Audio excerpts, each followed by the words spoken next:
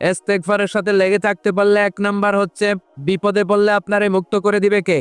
2 number ওয়ামিন কুল্লি হাম্মিন ফারাজা, যে কোনো ধরনের টেনশন, হাইপার টেনশন থেকে বাঁচায় দিবে কে?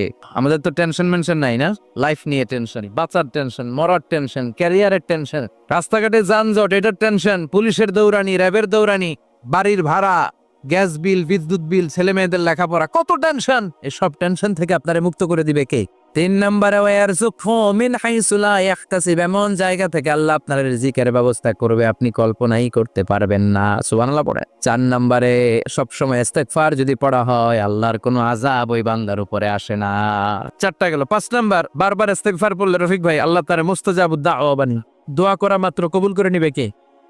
মুস্তাজাবুদ দাওয়া বুঝুন তো, মানে যিনি হাত তুলতে দেরি কবুল হতে দেরি হয় না।